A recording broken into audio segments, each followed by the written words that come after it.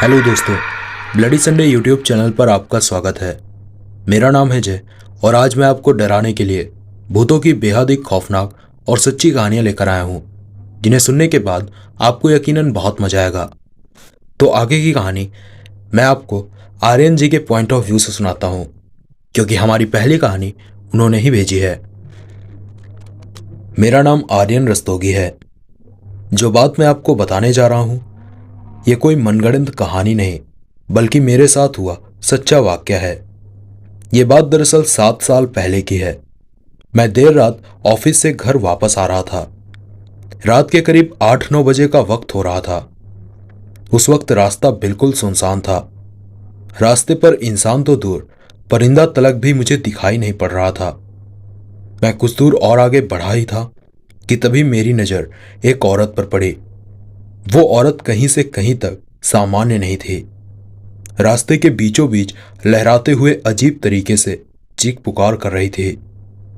उस अजीबोगरीब औरत को देखकर मैंने अपनी बाइक की स्पीड थोड़ी धीमी की।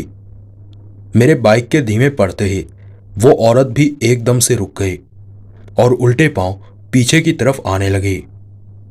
उस औरत को अपनी तरफ आता देख मैं थोड़ा घबरा गया और तभी मेरी नजर उस औरत के पैरों पर पड़ी तो मैंने देखा उसके पैर पीछे की तरफ मुड़े हुए थे। ये देख के मेरे रोंगटे खड़े हो गए और मुझे समझते देर नहीं लगी कि मेरी तरफ बढ़ती वो औरत नहीं, बल्कि एक भयानक डायन है। एकाएक उस डायन के बाल हवा में लहराने लगे और उसका सर किसी पंखे की तरह गोल गोल घूमने लगा। ये भयानक मंजर देखकर मैं डर से कांपने लगा और बाइक समेत नीचे गिर पड़ा। सड़क पर पड़े पत्थरों की वजह से मैं दर्द से करा उठा। उसी बीच वो डायन मेरे सामने आ गए और उसने मेरी गर्दन पकड़ ली और मुझे हवा में ऊपर उठा दिया। मैं बुरी तरह से झटपटाने लगा और गिड़गिड़ाते हुए मैंने उस डायन से कहा कि कौन हो तुम और मेरी जान के पीछे क्यों पड़ी हो।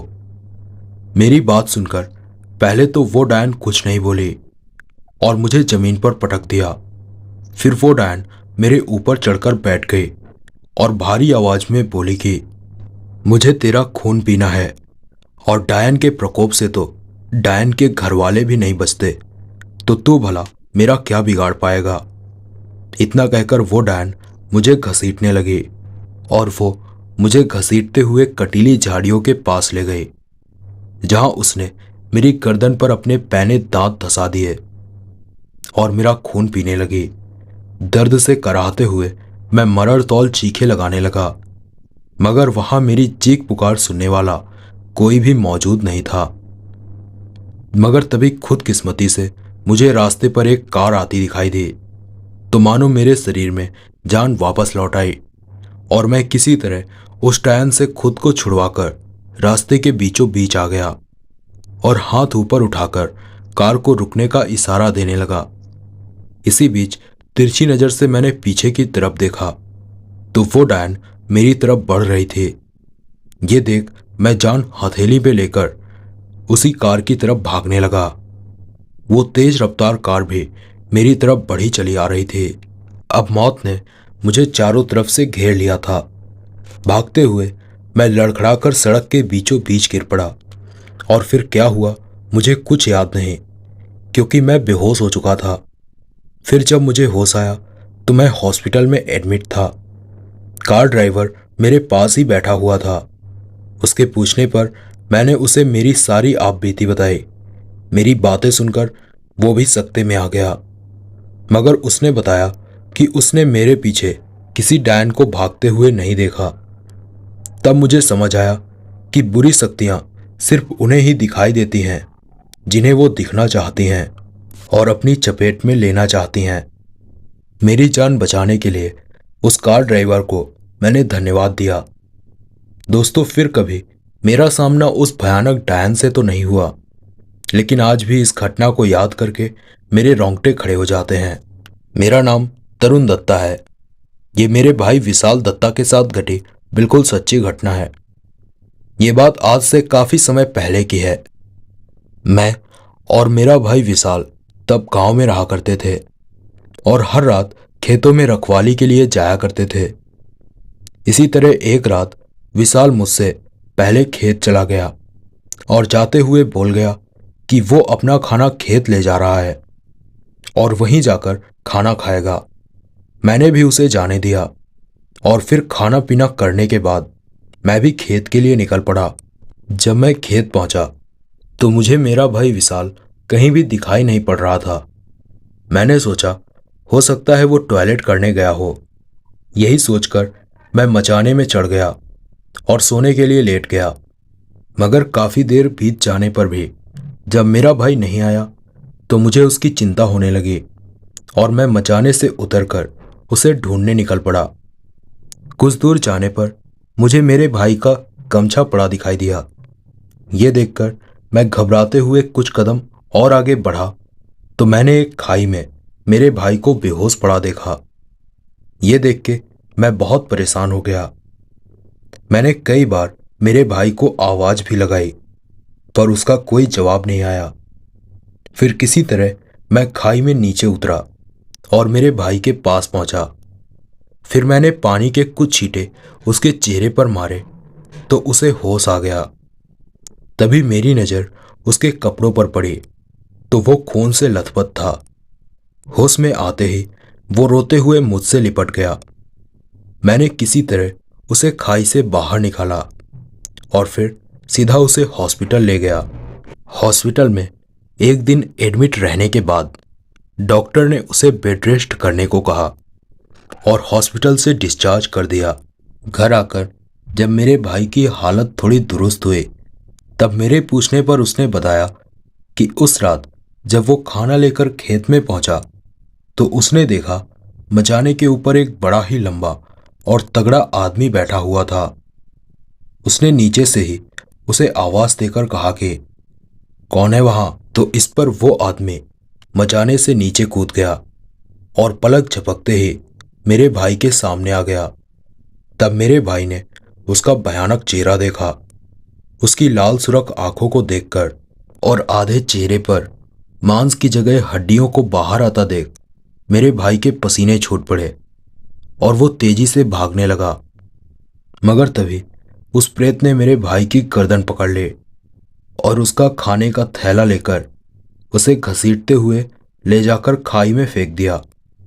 खाई में गिरते ही मेरा भाई बेहोश हो गया और फिर उसे कुछ याद नहीं।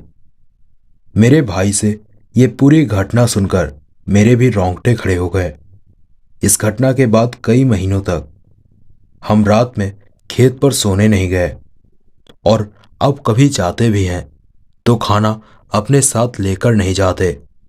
इस घटना के बाद फिर कभी हमारा सामना उस प्रेत से नहीं हुआ। मगर उस प्रेत का खौफ आज भी मेरे भाई के दिलो दिमाग पर हावी है। मेरे भाई के साथ घटी ये घटना बिल्कुल सच्ची है। मेरा नाम रुद्रांश है। मैं जो बात आपको बताने जा रहा हूं ये मेरे साथ आज से 5 साल पहले हुआ था। दरअसल तब मैं अपनी मौसी के देहांत पर उनके शव को श्रद्धांजलि देने के लिए जा रहा था। मौसी का देहांत रात 8 बजे हुआ था और खबर मिलते ही उसी रात 10:30 बजे मैं घर से निकल पड़ा। मौसी का घर मेरे घर से काफी दूर था, इसीलिए मुझे रात में ही अपनी बाइक से निकलना पड़ा। करीब 1 बजे तक मैंने आधा रास्ता तय कर लिया था। इतनी रात गए वो रास्ता खामोशी से भरा हुआ था। गर्मियों का मौसम था तो रात की ठंडी हवा से मेरी आंखों पर नींद सवार होने लगी। मगर तभी मैंने रास्ते के बीचों बीच एक औरत को खड़ा हुआ देखा। उस औरत का चेहरा मेरी तरफ था तो जैसे ही मैं उसके थोड़ा और करीब गया तो मेरे रोंगटे खड़े हो गए, क्योंकि मेरे सामने खड़ी वो औरत और कोई नहीं बल्कि मेरी वही मौसी थी जिनके शव में मैं श्रद्धांजलि देने जा रहा था। मेरी मरी हुई मौसी को मेरे सामने खड़ा देखकर मैं डर से कांपने लगा और मेरा बाइक पर से नियंत्रण छूट गया और मैं बाइक समेत रास्ते पर घिसटते हुए बड़ी दूर जाकर गिरा। रास्ते पर घिसटने की वजह से मेरे हाथ पांव छिल गए और मैं चोटिल अवस्था में रास्ते पर पड़ा कराहने लगा। तभी मौसी का शव मेरे सामने आ गया और एकाएक उसकी आंखें सफेद हो गई और वो मानो कीचड़ से सने बड़े बड़े दांतों को बाहर निकालकर हंसने लगी। ये देख के मैं तो डर से कांपने लगा और मेरी आंखों के सामने अंधेरा छा गया। फिर क्या हुआ मुझे कुछ याद नहीं। मैं बेहोश हो चुका था। फिर जब मुझे होश आया तो सुबह हो चुकी थी और रास्ते पर इक्का दुक्का गाड़ियां चलने लगी थी। तभी एक नेकदिल आदमी अपनी बाइक रोककर मेरे पास आया। उसने किसी तरह मुझे अस्पताल में भर्ती कराया और मेरी मरहम पट्टी करवाई। जब मैं अस्पताल से बाहर निकला तो मैंने उस आदमी को शुक्रिया अदा किया। उसने मुझसे पूछा कि मेरे साथ ये सब कैसे हुआ, तो मैंने उसे नींद के कारण बाइक से संतुलन बिगड़ने की बात कही और उसे पूरा सच नहीं बताया, क्योंकि वैसे भी वो मेरी इस बात पर यकीन नहीं करता। इस घटना के बाद फिर कभी मौसी का भयानक सौ मुझे दिखाई नहीं दिया, लेकिन उसका खौफ आज भी मेरे जहन में जिंदा है। मेरे साथ घटी ये घटना बिल्कुल सच्ची है। मेरा नाम उत्कर्ष सिंह है। मैं राजस्थान के एक छोटे से जिले का रहने वाला हूँ। मेरे साथ घटी ये घटना 4 साल पहले की है। तब मैं देर रात अपने दोस्त विकी की बर्थडे पार्टी पर जा रहा था। रात के 9 बजे का वक्त हो रहा था।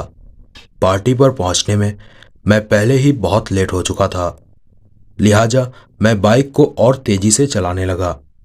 मगर तभी मुझे एक पेड़ के पास 2 औरतें खड़ी दिखाई दी।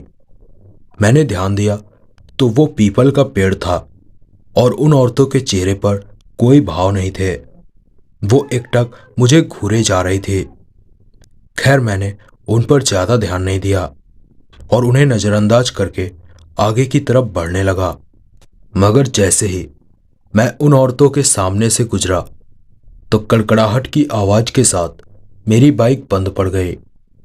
मैंने तुरंत बाइक दोबारा स्टार्ट करने की कोशिश की, मगर मेरी बाइक स्टार्ट होने का नाम ही नहीं ले रही थी।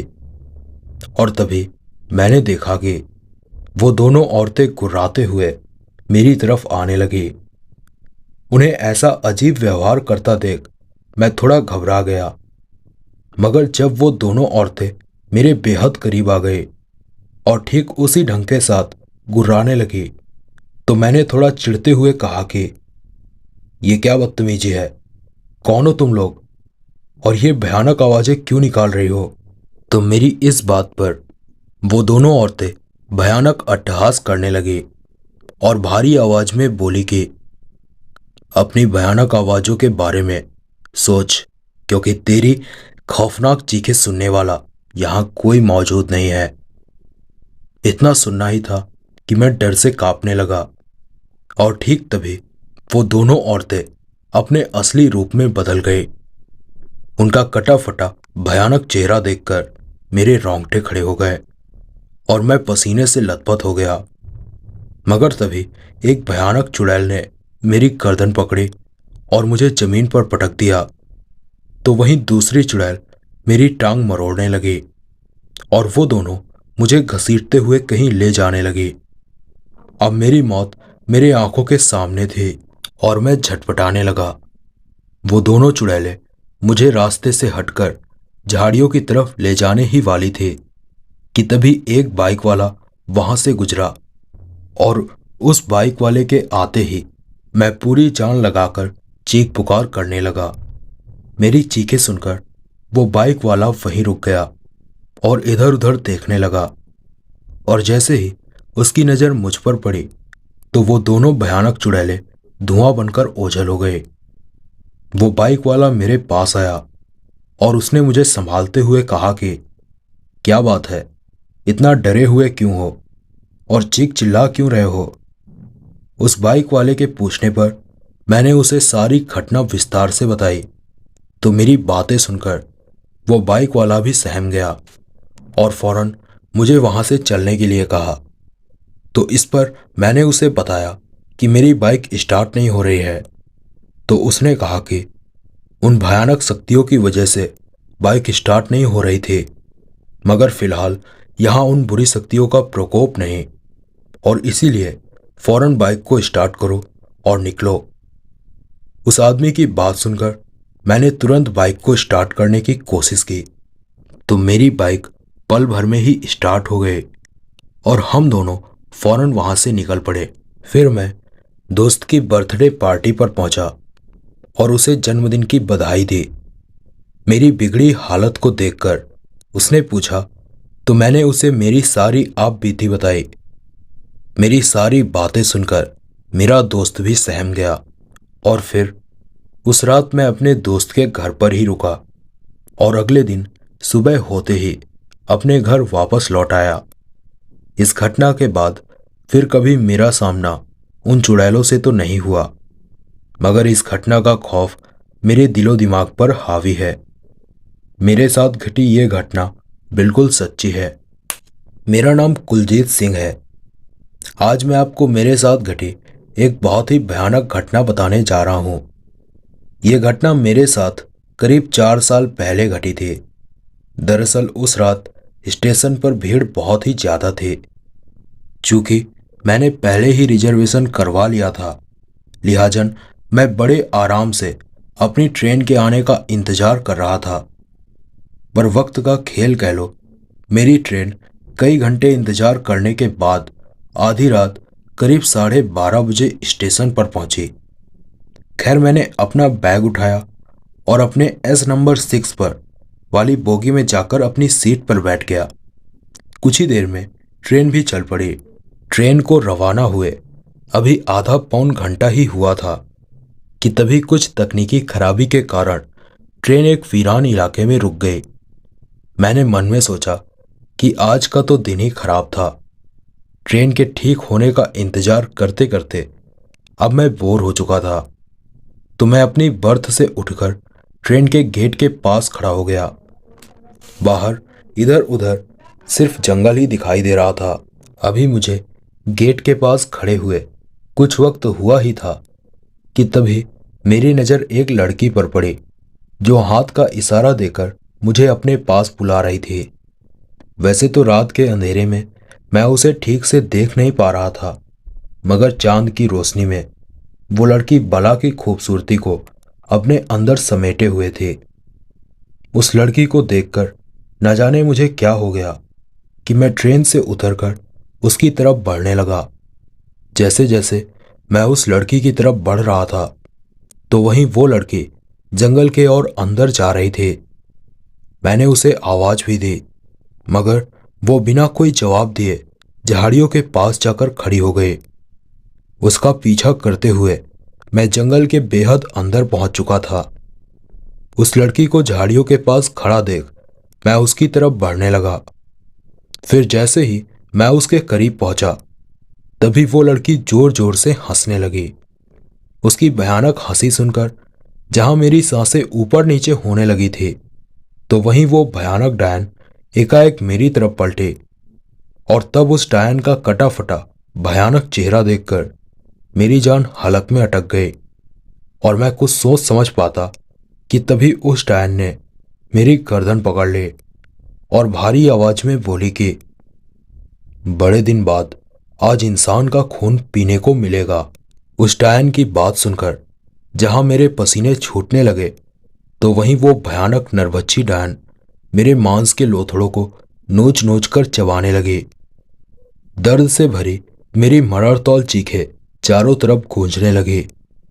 मैं कराहते और रोते गिड़गिड़ाते हुए उस डायन से रहम की भीख मांग रहा था, मगर तभी उस डायन ने बेरहमी से मेरी गर्दन मरोड़ दी। फिर तभी अचानक मेरी आंखों के सामने अंधेरा छा गया और फिर क्या हुआ मुझे कुछ भी याद नहीं है, क्योंकि मैं बेहोश हो चुका था।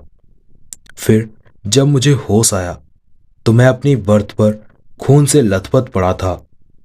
ट्रेन के बाकी यात्री मेरे आसपास मौजूद थे। उन्होंने बताया कि मेरी चीखें सुनकर वो सब जंगल के अंदर आ पहुंचे थे, जहां जमीन पर मैं उन्हें खून से लथपथ पड़ा मिला था। फिर जब उन ट्रेन यात्रियों ने पूछा कि तुम्हारी ऐसी दुर्दशा किसने की, तब रोते हुए मैंने उन्हें सारी बात बताई। मेरी बातें सुनकर उन ट्रेन यात्रियों के होश फाख्ता हो गए। अगला स्टेशन आते ही सभी यात्रियों की मदद से मुझे हॉस्पिटल में एडमिट करवाया गया। 2-3 दिन हॉस्पिटल में बेड रेस्ट करने के बाद मुझे हॉस्पिटल से डिस्चार्ज कर दिया गया। दोस्तों, वैसे तो आज इस घटना को हुए 4 साल बीत चुके हैं, मगर यकीन मानिए आज भी जब कभी मैं इस वाक्य को याद करता हूं तो सहम जाता हूं। तो दोस्तों, ये थी मेरे साथ घटी बिल्कुल सच्ची घटना। तो दोस्तों, ये थी हमारी आज की कहानियाँ। मुझे उम्मीद है कि आपको ये कहानियाँ जरूर पसंद आई होंगी। ऐसी ही सच्ची, डरावनी और बेहद खौफनाक कहानियों को सुनने के लिए ब्लडी संडे इस यूट्यूब चैनल को अभी सब्सक्राइब कर लीजिए और बेल आइकन को ऑल पर सेलेक्ट करना बिल्कुल मत भूलिएगा। मैं मिलता हूँ आपसे कुछ और सच्ची कहानियों के साथ। तब तक के लिए बाय एंड टेक केयर।